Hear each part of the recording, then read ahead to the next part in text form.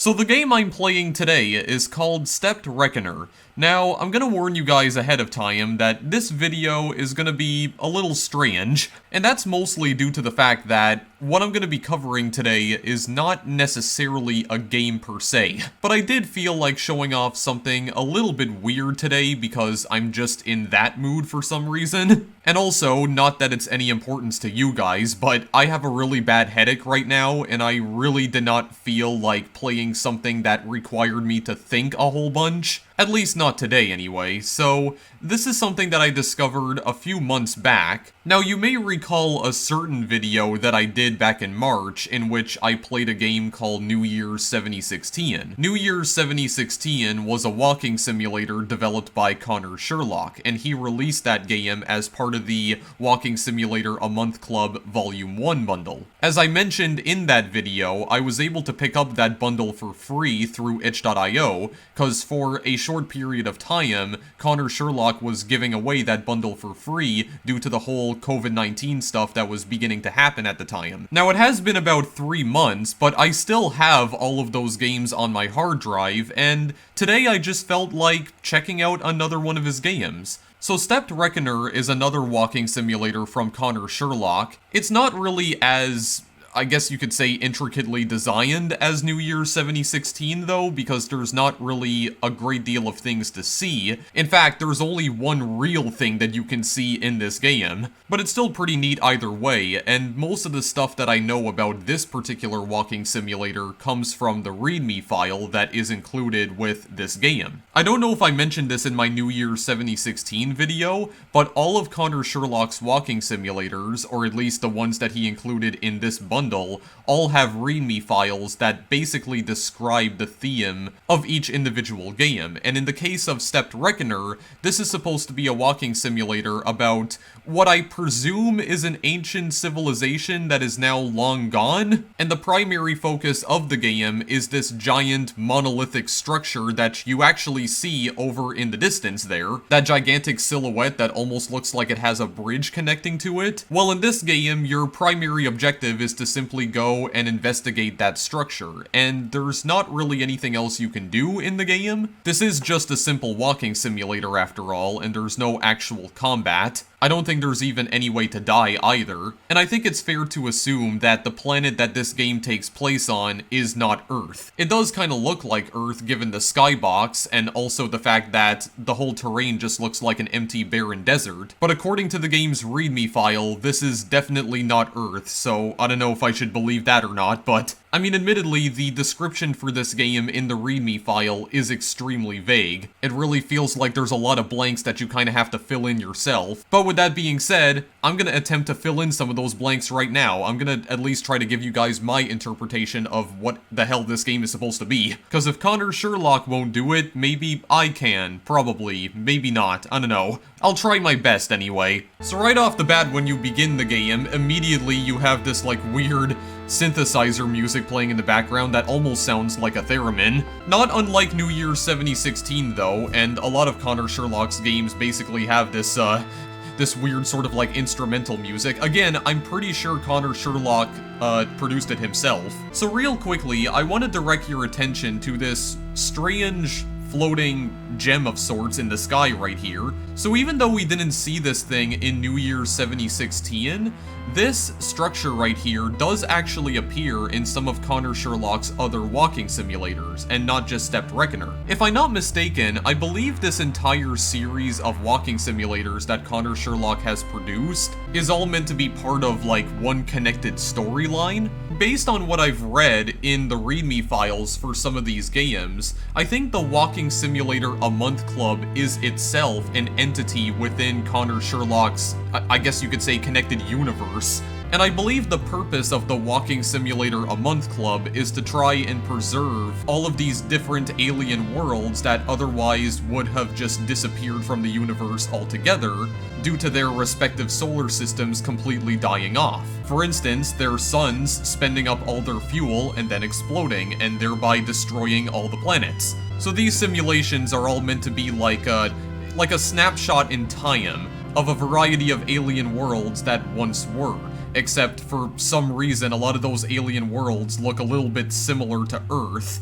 Frighteningly similar, I may add. And I believe this object right here is supposed to be the spaceship that you are placed in order to move from simulation to simulation. So if you decide that you want to switch over to a different simulation, well, just get back in the ship and just specify whichever simulation you would like to go to next, at least the ones that are available. Again, I'm not sure if that's the entire purpose of the Walking Simulator a Month Club, and the only reason I'm bringing it up is because it seems to me like, based on the README files, the Walking Simulator a Month Club is an actual, like, group or organization within this universe that Connor Sherlock has concocted here. You know, if you want to experience some long-lost ancient civilizations, in this case ancient alien civilizations, that have since gone extinct, but thankfully have been archived by the organization somehow. It's also never explained how exactly they managed to preserve these worlds. Perhaps they modeled all these worlds from scratch using a special program?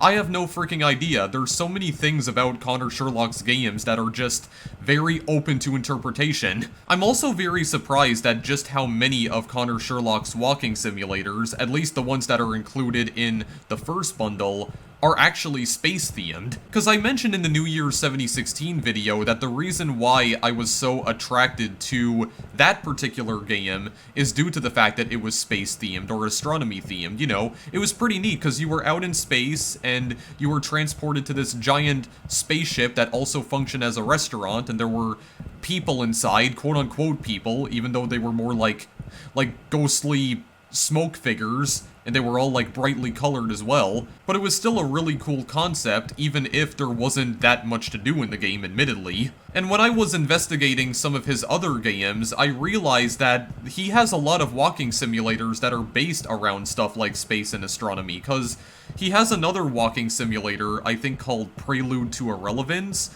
where you're basically an astronaut walking on Triton. And Triton, if you don't know, is one of the moons of Neptune. However, it's not just as simple as walking around on the moon of Triton, because as you keep on walking further and further away from your spawning location, you come across another sort of monolithic structure, kind of like this one, and there's no real indication as to how exactly it got there, like maybe some sort of alien race that existed before probably built it. But then, for what reason though? Why exactly did they build it, and why is it there? Why does it still seem to be functioning as well? Why does it seem to burrow so deep into the ground? Because there is actually a massive hole in the ground around that structure that you can easily fall into, but you don't die if you end up falling into it, unlike New Year's 2016. And then he has other walking simulators like Argon Swamp, where supposedly is a simulation of some recently discovered exoplanet, and it mostly involves walking through a dense forest with some very eerie blue fog, and you have all these like weird trees that definitely don't look like any of the trees on Earth. You know, all these like bizarre trees and plants, and all these weird little spores as well that are just kind of floating through the air.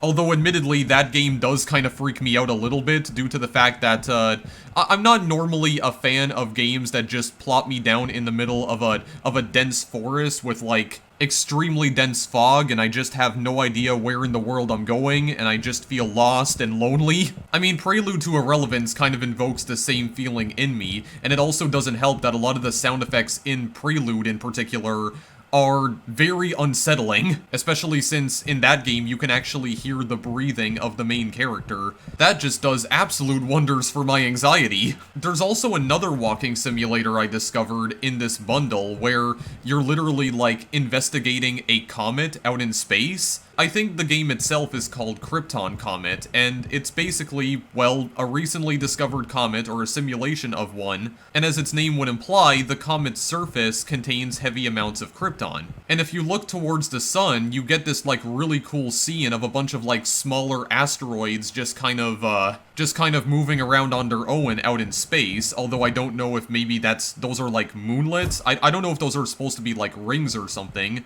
Maybe you're actually like orbiting around another planet. I don't know for sure, but it looks really freaking neat. As someone who considers themselves to be a huge, like, astronomy nerd, that kind of stuff just looks absolutely magical to a person like me. And also, the ship that we saw at the beginning of this game, that ship also appears in Krypton Comet, although it doesn't look as ugly as it does in this one, though, because it uses a completely different texture. I haven't really explored Krypton Comet all that much, though, but apparently there is some sort of, like, weird structure that you can find in that game as well. Again, was it put there by some sort of, like, ancient alien race? Who knows? That's something you kind of have to figure out for yourself, because Connor Sherlock definitely won't tell you. But yeah, I'm actually very surprised at how many of Connor Sherlock's games are space-themed. And the reason why I'm talking about them here is because, unfortunately, I don't think I will ever be able to do videos on them because they just don't run very well. Maybe it's just because my crappy-ass laptop here is just not powerful enough. I mean, that's most likely the reason why, but I just wanted to mention them here because, man, I mean, even though I wouldn't really consider Connor Sherlock's games to be true games necessarily, I do think he is really good at, like, world building. You know, he creates all these very unique and very intricate environments, and your only real objective is to just explore them. Just go out into the worlds that he crafts and just see what you can find. Maybe you'll discover some neat little secrets. I think the reason why I'm so fascinated by his games is the mystery surrounding them. I think it's the whole intrigue of going around and exploring these mysterious planets or mysterious worlds, and just trying to discover everything about it, like just scouting out the entire area in the hopes of finding something really weird. Just explore all these worlds at your leisure and try to figure out for yourself what the heck's going on in them. Oh, as a matter of fact, this is kind of what I was talking about, because I never saw this here before. What in the world is this? Like some giant orange, almost crystal-like structure that's just, sitting here in the middle of this giant, like, chamber, or this, like, giant, decrepit building over here. See, because one of the things you may have noticed in the background is that that sort of, like, bridge that seems to be connecting this giant structure to something off in the distance, it does appear to be collapsing on itself. So I think that's a clear indication that this structure has long since been abandoned, or it was like built a very long time ago and then it was just like maybe left behind. I mean, according to the game's description in its README file, this giant structure right here was apparently built by some sort of ancient species. I mean, I don't think it states this outright in the README file, but from what I've been able to gather, what I think is going on here is that this is some sort of giant monolithic structure that some ancient alien race built, and the README file for this game also mentions that there may have been some sort of alien race that perhaps tried to extend their lifespan by building some sort of supercomputer and possibly tried to upload the collective consciousness of the entire species into this computer to essentially achieve immortality. Now, the reason why I came to that conclusion is because it mentioned something about mausoleum computers. So effectively what this building is that it looks like a giant mausoleum, but it could potentially be some sort of supercomputer in disguise? That almost appears to be what the description is implying. Now, what exactly is this? I'm kind of afraid to touch it though because I feel like something really bad is going to happen. But see, this is the thing that I like about these kinds of games, because if you're not willing to explore every single nook and cranny of this mysterious world, then it's very likely that you're gonna miss out on some stuff. You're gonna miss out on some very important details, like I definitely did, because I didn't know this crystalline structure was here before, and yeah, unfortunately it doesn't seem like you can touch it.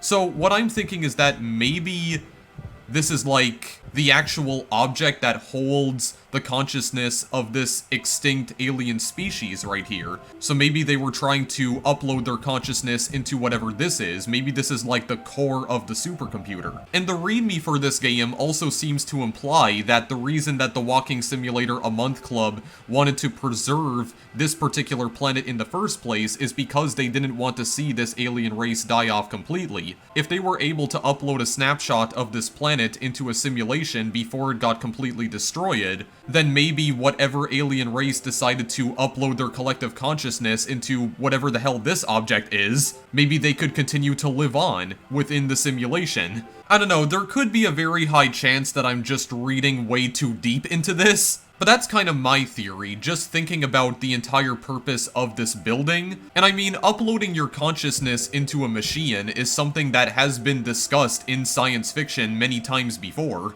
There might come a time in the future where that may become possible, you never know. That probably won't happen for like an extremely long time, but if the human race is still alive within the next few decades, maybe it could become a reality. I mean, given the current state of the world, I don't see the human race surviving for more than a few decades, but still, it could happen, okay? I'm hopeful. As someone who considers themselves to be a huge science nerd, I am extremely hopeful for something as bizarre as that. I also forgot to mention, by the way, that it is possible to run in this game by pressing the shift key, and you can also jump in this game too. And you actually jump really freaking high in this game here, as you can see. I guess the gravity on this planet is not as strong as it is on Earth. Doesn't seem to be anything else you can really do with this structure, though. You can just kinda, yeah, just jump on top of it, you can kind of inspect it. All you can really do is look at it. It almost looks like a giant sponge, like it's made out of some sort of spongy material, which is also very strange. I mean, that kind of contradicts what I said before about it looking like some sort of crystal structure, but I don't know, that's just kind of what it looks like. It looks like a big old sponge. I guess the previous inhabitants of this world decided to upload their consciousness into a giant sponge, just sitting here in the middle of this giant abandoned building. But yeah, I really like unironically enjoy playing these kinds of games from time to time, because it's not just like the thrill of figuring out all of the mysteries surrounding these weird alien worlds. You may have also noticed, by the way, that there's like weird lights that are floating around inside this giant building as well, like little embers, almost. Not entirely sure what their purpose is. Yeah, hello. They're just kind of popping in out of absolutely nowhere, though, and then just disappearing randomly, which is a little bit jarring. But yeah, it's not just like the thrill of solving the mysteries of some unknown world that you know absolutely nothing about. I kind of feel, and this may sound a bit ridiculous to some of you, I kind of feel like this is also like a really good exercise in critical thinking. Because here's the thing. The game's description in its README file barely explains what this game actually is. Because admittedly it is very vague, and a lot of the README files for Connor Sherlock's games are extremely vague. But I think they're better off that way, because I feel like it leaves a lot of things open to interpretation. And one of the fun parts about playing these kinds of games is just trying to come to your own conclusion as to what in the world is going on. Because the conclusion that I came to after playing this game for about 20 minutes is that this is some sort of massive supercomputer that was created by an alien race that is clearly far more sophisticated than we will ever be, and they were able to house their collective consciousness into a giant sponge in the center of this building, where they will continue to live on forever, at least until their planet finally succumbs to some massive explosion from the sun over there. However, because the Walking Simulator a Month Club, apparently this, like, strange organization dedicated to preserving, like, snapshots of all these weird alien planets, or I guess, like, simulations, they wanted to try and preserve this planet by creating a simulation of it, in which apparently the alien race that was responsible for building this monument, their consciousness can continue to live on, so they won't get erased entirely, because I guess once the planet did finally get destroyed, it would of course destroy this massive building too, and their consciousness would be lost. Like the consciousness that they uploaded into this giant mainframe right here, it would be lost entirely. I guess the Walking Simulator a Month Club didn't want that to happen, so they made this simulation. And apparently they're also allowing tourists into these simulations so that they can experience it firsthand. I guess see what it's like to actually traverse this alien planet.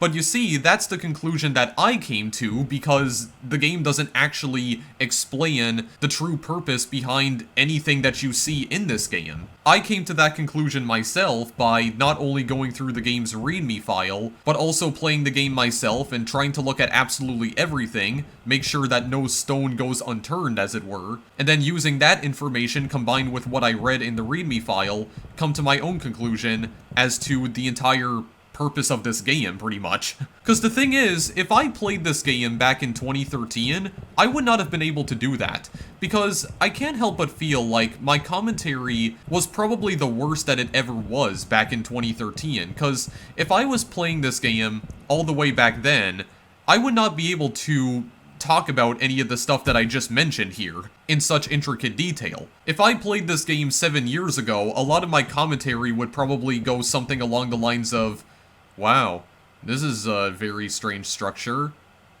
Well, let's go and, let's get closer to the structure. Let's go inside and see what we can find. Oh, that's very weird. These little lights floating around. Oh, there's this weird thing in the middle of the building. Well, that's very strange indeed. Like, it would just be... It wouldn't have been interesting in the slightest, because I would not be able to explain to you guys what I truly thought was happening in this game, because I just simply did not possess those sorts of critical thinking skills back then. I still feel like my commentary isn't perfect, it's definitely far from that, but I feel like it's improved enough to the point where I feel comfortable enough going back and playing games like this and explaining how I truly feel about them, because I wouldn't have been able to do that 7 years ago. I feel like I finally possess the guts now to deliberately play extremely niche, experimental indie games like this and tell you guys how I personally feel about them. That would not have been possible if it was still like 2012 or 2013, and just given how bad my commentary was back then. Holy crap! Whoa. Oh. What is this? Okay, well, that's kind of odd. The world just, like, ends abruptly right here. I'm gonna assume that's maybe not intentional, but... Okay, well, this is a little bizarre. But hang on a second, there's more structures out over here, though. Yeah, that's the bridge that's falling apart, as you can see. But why does the world just end right there? That freaked me out, because I wasn't expecting it to just cut off abruptly. Well, do I want to jump in? It looks like there could potentially be something I could land on, but I'd have to, like, get really close to it. I don't know, we're gonna try this out here. Alright, YOLO. You only live once, boys. Oh my goodness. Yeah, there's a bunch of, like, weird floating blocks down over here. What is all of this? I also can't seem to move at all. Oh, I can land on them, too. Okay. What is all of this stuff? This is just, like, hidden beneath the surface for some really strange reason. Okay, maybe this is starting to not make as much sense anymore. Almost kind of looks like... Maybe the cubes on the bottom are, like, reflections. Almost like they're floating above water? It's kind of what that looks like, even though I know it's probably just, like, cubes stacked on top of each other, but I don't know. This is very weird. Oh yeah, there's part of that bridge. Oh. Are there more of these down here? Are there copies? Because I just noticed that the structure we were just standing on, that looks exactly like all the structures that are down over here as well. Yeah, it's exactly the same shape. It's like two cubes stacked on top of each other. So are there, like, multiple computers? And if so, why are they all, like, burrowed underneath the ground? I don't know, maybe they also built some more supercomputers underground. Maybe they thought ahead. I don't know. I don't know what's going on. I really am starting to feel like I'm thinking way too hard about this now. I mean, other than that, guys, I don't really have any more to say about this game. I just thought it was really neat, and I always enjoy playing Connor Sherlock's games every now and again. Well, I mean, even though I only played, like, one other game that he's made, but if he ever makes, like, more interesting little experimental walking simulators like this, and I'm pretty sure he has, because this is only the first bundle in his Walking Simulator a Month Club thing, and I think he has like 3 bundles in total. So I really do need to go and search for some of his other games, definitely, because these are like really interesting little like experiments in game design here. I really like this. I mean, I fully understand that it's going to take a very specific kind of person to truly enjoy these kinds of like really offbeat experiments, but still, I really enjoy this. I just really like the environments that he creates, and they really encourage you to go and explore, because you could potentially miss a whole bunch of things if you don't go exploring. Like I definitely did when I played Stepped Reckoner off screen for about 20 minutes, because I never noticed that little yellow structure in the center of that giant building before. So I'm glad I went ahead and just explored the entire place just to make sure I wasn't missing out on anything. Yeah, look at that. There's another one over there, another one down there. These are all like different copies or something. Oh god. Wait, am I falling? Okay, no, I definitely am falling. I don't know if there's anything else that I could potentially land on, though. It kind of looks like there's solid ground down there, but I don't know for sure. We'll see in just a minute. Yeah, see? All these different copies of these cubes. They look the exact same, though. What is all of that? Some of these are also kind of like disappearing into the background over there because of the draw distance, which, again, is a little bit jarring, but well, I can probably land on yet another one. How deep down does this go, I wonder? This is just so freaking weird, man. I don't know why there's so many, like, different copies of all these things down over here. Also, I don't think there is any actual ground down here. I think I'm probably just gonna end up, like, falling forever. Oh, yeah. There goes the draw distance. Rip the draw distance. Oh, my goodness. Okay, well, now we've truly fallen into the void, never to escape. Well, at least we get to look at a nice, beautiful sunset.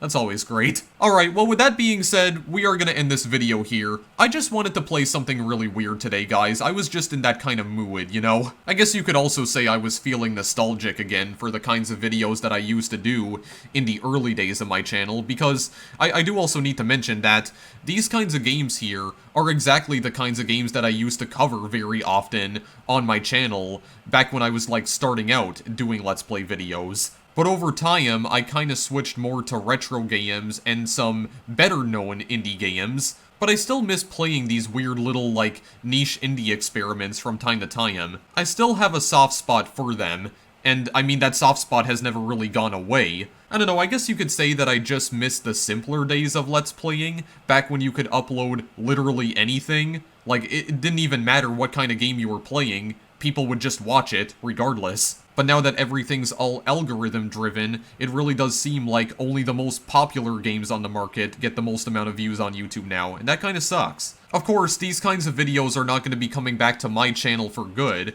but I will definitely play them from time to time whenever I'm just, you know, feeling nostalgic, I guess. I really need to check out more of Connor Sherlock's games, because I mean, just from a design standpoint, they are really fascinating, even if most people might not consider them to be true games necessarily. But I like them either way, I guess because they just remind me of simpler times. I guess in like the earlier days of IndieDB or GameJolt, where a lot of these games were like very easy to find back then. Or a lot of these kinds of games specifically. Because I do feel like these kinds of more experimental indie games were much easier to find back in like 2013, 2014 when I was browsing websites like GameJolt and IndieDB. Anyway guys, I'm gonna stop dwelling on the past for now and instead look forward to the future. Now as with New Year's 7016, Stepped Reckoner is not available as a separate download. In order to get your hands on this game, you need to purchase the Walking Simulator A Month Club Volume 1 bundle because it's only available in that bundle. However, the bundle is no longer free to keep on itch.io. It now costs its normal price, which is $5. So if you do want to pick up this game, you're gonna have no choice but to purchase the Volume 1 bundle for $5. There's not really any other workaround for it, unfortunately, so I don't really know what else to tell you in that regard, but if you want to check it out, the link is in the description. And for now, thanks as always for watching, guys. I'll see you in the next video I make. Later!